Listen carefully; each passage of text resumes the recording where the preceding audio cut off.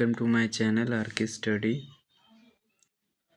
चलो आज हम सोलर सिस्टम की कुछ रोचक बातें जानते हैं।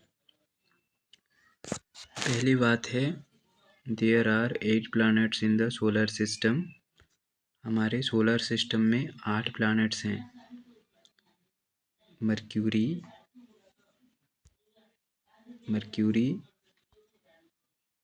वेनस,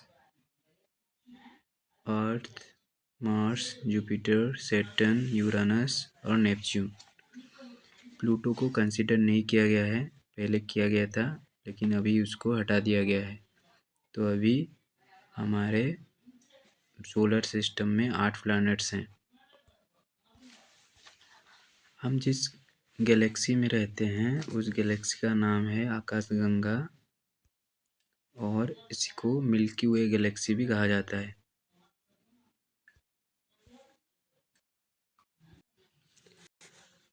हम जिस गैलेक्सी में रहते हैं उस गैलेक्सी का नाम है मिल्की वे गैलेक्सी और आकाशगंगा। अगला क्वेश्चन है, smallest planet.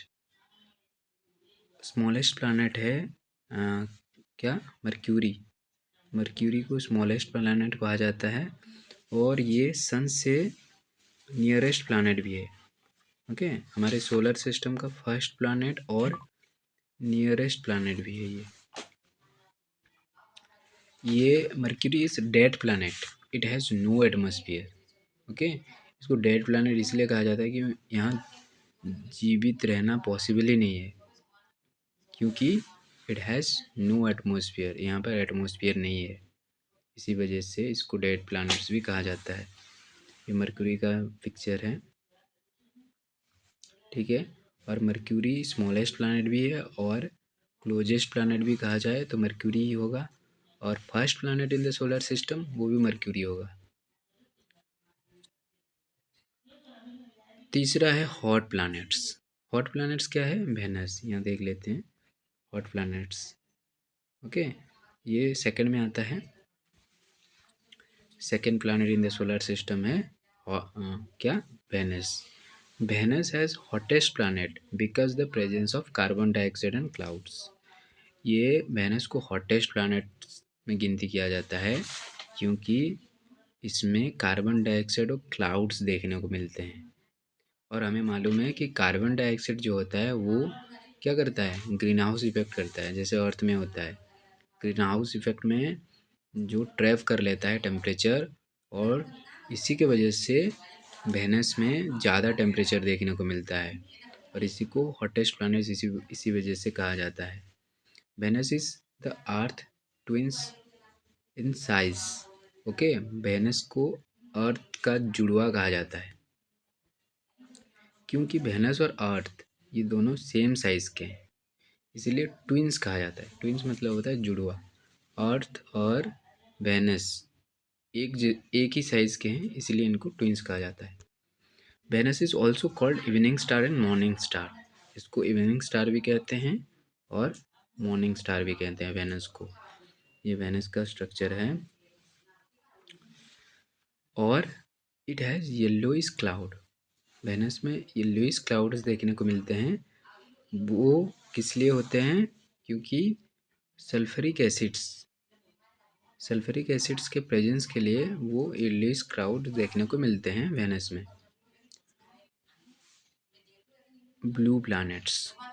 Okay, blue planets एक ओनली प्लैनेट्स है जहाँ लाइफ पॉसिबल है और इट हैज़ ए मून। यहाँ पर एक मून भी है। जानते हैं हम मून को नेचुरल सैटेलाइट्स कहा जाता है। क्या कहते हैं? Natural satellites. अर्थ में 72% वाटर है और अर्थ को ब्लू प्लैनेट कहा जाता है और इसमें एटमॉस्फेयर भी है, ठीक है।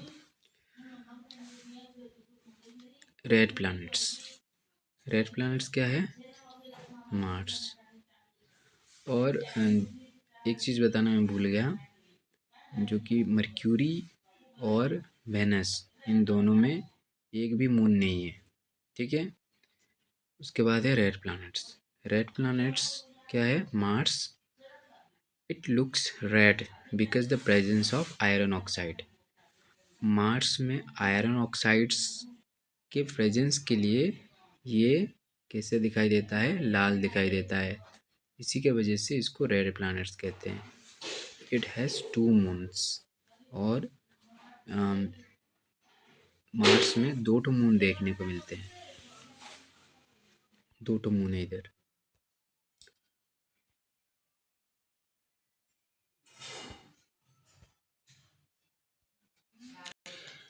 Jupiter Jupiter is the largest planet. सबसे बड़ा प्लैनेट है Jupiter. It has 95 moons. Okay, इसमें 95 मून्स हैं। Largest moon is the Ganymede. Ganymede जो है सबसे बड़ा मून है जुपिटर का। It is also known as winter planets. इसको विंटर प्लैनेट्स भी कहते हैं जुपिटर को। क्यों कहा जाता है? Because its average temperature is very low. क्योंकि इसका एवरेज टेम्परेचर बहुत ही लो है। इसी वजह से जुपिटर को विंटर प्लैनेट्स भी कहा जाता है। यह है Jupiter. Saturn. Saturn it is the second largest planet. पहला लार्जेस्ट प्लैनेट है जुपिटर और सैटर्न होता है second largest planet. It is the least dense planet. Okay, ये सबसे कम डेंस वाला प्लैनेट है। सैटर्न का कुछ अनोखा बात है कि Saturn can float on water because it is made of gases like helium. Saturn को हम इसको पानी में ये फ्लोट करता है। ओके, पानी में ये तैरने लगता है। अगर इसको हम पानी में डाल देंगे तो ये क्या होगा, पानी में तैरने लगेगा। क्यों? क्योंकि ये गैसेस से बना है। ओके, जैसे हीलियम, ये सारे गैस से ये बना है। इसी के वजह से ये पानी में फ्लोट भी करता है। मतलब कर सकता है, फ्लोट तो नहीं करता है, लेकिन इसका डेंसिटी कम होने के कारण ये फ्लोट करेगा। It has 146 moons. सबसे ज़्यादा मून्स यहीं पर है। 146 मून्स है सैटर्न का। सैटर्न कुछ इस तरह दिखता है, देखे होंगे आप। यूरानस। यूरानस को ग्रीन प्लैनेट कहा जाता है due to presence of methane gas. क्योंकि यहाँ मीथेन गैस मिलता है, इसी की वजह से ये ग्रीन कलर दिखता है। It is the third biggest planet. ये थर्ड बिगेस्ट प्लैनेट है Neptune. It is the coldest planet और ये फारदेस्ट प्लैनेट भी है। और सोलर सिस्टम का लास्ट प्लैनेट भी यही है और ये दूर में रहता है। इसी की वजह से इसको हम कोल्डेस्ट प्लैनेट कहते हैं। It has 14 moons. इसके 14 मून हैं। Neptune is the god of the sea based Roman mythology. ये जितने भी क्या हैं प्लैनेट्स हैं, सब क्या हैं, रोमन गॉड्स के नाम पे है। तो ये गॉड ऑफ सी के नाम पे ये नेपच्यून नेम रखा गया है। It is the farthest planet. सबसे दूर में यही है और इसी रीज़न है कि यहाँ ये ठंडा प्लैनेट है। सबसे ज़्यादा ठंडा यहीं पर है, coldest planets. Meteoroids present between Mars and Jupiter's. Meteoroids जो है वो मार्स और जुपिटर के बीच में देखने को मिलता है। मेटेरॉइड्स हुआ, एस्ट्रॉइड्स हुआ, इसको मेटेरॉइड्स जो है, ये देखो, ये मार्स है, ये जुपिटर, इसके बीच में ये देखने को मिलता है। ठीक है, इसको हम एस्ट्रॉइड बेल्ट भी कहते हैं।